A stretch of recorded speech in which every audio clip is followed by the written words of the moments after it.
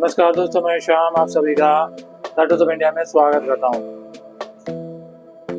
Kolkata trainee doctor के rape and murder case के बाद अब महाराष्ट्र में एक 4 साल की बच्चे की रेप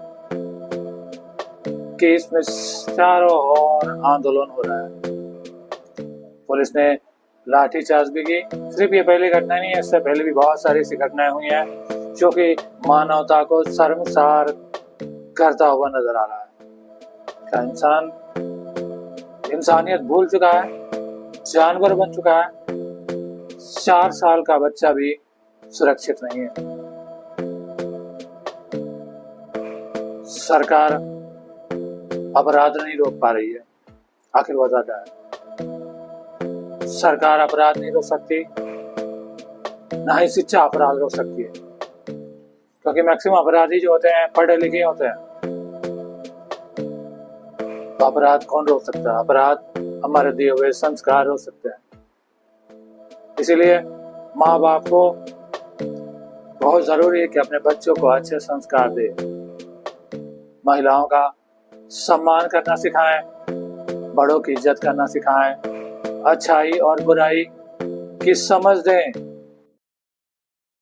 आज के दौर में माँ बाप अपने बच्चों को सिर्फ अच्छी शिक्षा देने में विश्वास रखते हैं और उनके लिए बैंक बैलेंस प्रॉपर्टी इकट्ठा करने में विश्वास रखते हैं, लेकिन सबसे बड़ी चीज उन्हें अच्छे संस्कार देना, उनका चरित्र निर्माण करना भूल जाते हैं।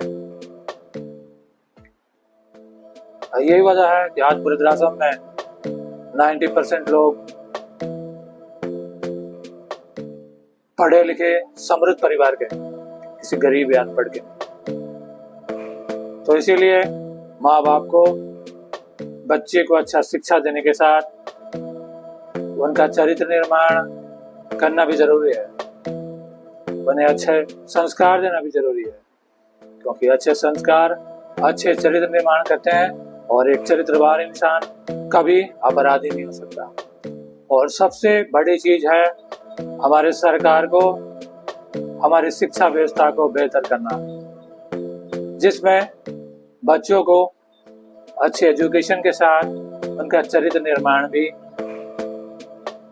किया जा सके, तभी हमारा देश अपराध मुक्त हो सकता है, नहीं तो संभव नहीं है। गीता रामायण को कोर्ट से निकालकर स्कूल के सिलेबस में शामिल करने की वक्त आ चुका है, ताकि राम और कृष्ण के जीवन से बच्चे सीख सकें।